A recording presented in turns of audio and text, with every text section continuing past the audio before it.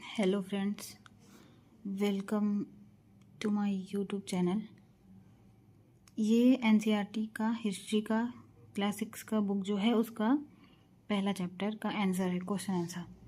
तो पहला क्वेश्चन है, जेम्स मिल ने भारतीय इतिहास को जिस तरह कालखंडों में बांटा है उसमें क्या समस्याएं हैं।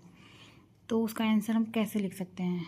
मैंने थोड़ा सा लॉन्ग आंसर लिखा है ताकि जब आप याद करें तो कुछ चीज़ें याद रहती हैं, कुछ भूल जाती हैं, तो आपको उतना याद आ सके जितना आप एग्ज़ाम में लिख सकें। तो आप ये इंट्रो थोड़ा शॉर्ट भी कर सकते हैं, इसको 4 लाइन में भी लिख सकते हैं, और बाकी टॉपिक्स में जितना आपको सही लगे। तो पहला क्वेश्चन है का आंसर है कि 1817 में स्कॉटलैंड के अर्थशास्त्री और राजनीतिक दार्शनिक जेम्स मिल ने 3 विशाल खंडों में a history of British India नामक एक किताब लिखी। इस किताब में उन्होंने भारत के इतिहास को हिंदू, मुस्लिम और ब्रिटिश इन 3 कालखंडों में बांटा था। कालखंडों के इस निर्धारण को ज़्यादातर लोगों ने मान भी लिया, परंतु कालखंडों के इस निर्धारण में कुछ समस्याएं हैं जो निम्न प्रकार हैं। मतलब ये वाला हेडिंग जरूर लिखिएगा कि समस्याएं हैं जो निम्नलिखित हैं। तो वो समस्याएं हैं कि मिल को लगता था कि सारे एशियाई समाज सभ्यता के मामले में यूरोप से पीछे हैं, और इतिहास की उनकी समझदारी ये थी कि भारत में अंग्रेज़ों के आने से पहले यहाँ हिंदू और मुसलमान तानाशाहों का ही राज चलता था। बाकी तीसरा टॉपिक है हेडिंग, यहाँ चारों ओर केवल धार्मिक बैर, जातिगत बंधनों और अंधविश्वासों का ही बोलबाला था। और चौथा है कि मिल के राय में ब्रिटिश शासन भारत को सभ्यता की राह पर ले जा रहा था। इस काम के लिए ज़रूरी था कि भारत में यूरोपीय शिष्टाचार, कला, संस्थानों और कानूनों को लागू किया जाए। मिल ने तो यहाँ तक सुझाव दिया था कि अंग्रेज़ों को भारत के सारे भूभाग पर कब्जा कर लेना चाहिए ताकि भारतीय जनता को ज्ञान और सुखी जीवन प्रदान किया जा सके। उनका मानना था कि अंग्रेज़ों की मदद के बिना हिंदुस्तान कभी प्रगति नहीं कर सकता। जेम्स मिल द्वारा दी गई इतिहास की धारणा को स्वीकार नहीं किया जा सकता, क्योंकि ये पूरी तरह से अनैतिक धारणा है।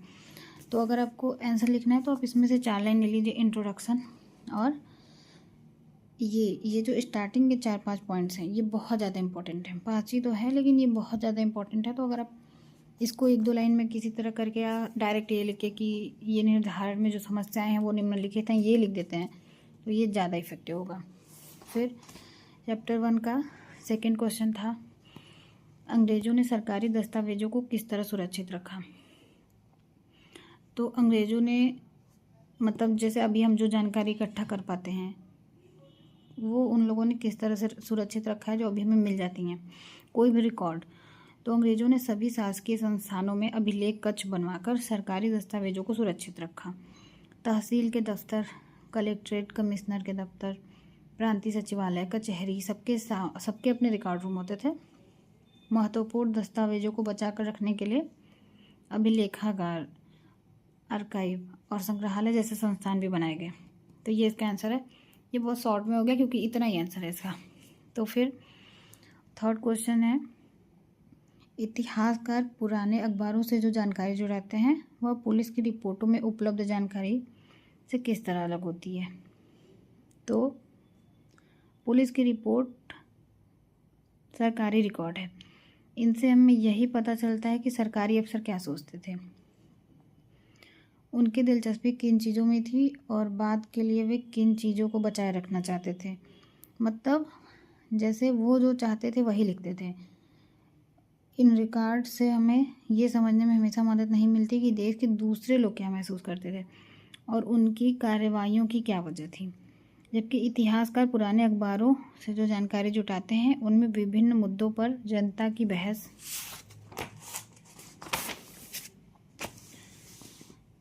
नेताओं और सुधारकों के विचार, कवियों और उपन्यासकारों की भावनाएं आदि व्यक्त होती हैं। अखबारों से देश के विभिन्न विभागों में चल रहे आंदोलनों का भी पता चलता है। जैसे 1946 में हुई पुलिस हड़ताल की खबर में कहा गया कि यहाँ इंसानों को खाने के लायक खाना नहीं आता। तो चैप्टर 1 में इतने ही क्वेश्चन हैं, अगर आप जाके देखेंगे इतिहास एनसीईआरटी का जो बुक है। नेक्स्ट चैप्टर 2 का नेक्स्ट वीडियो में मैं करा दूँगी, और आप लोगों को और भी किसी बुक के एनसीईआरटी के किसी भी बुक के किसी भी क्लास के क्वेश्चन का आंसर चाहिए तो मुझे बताइएगा।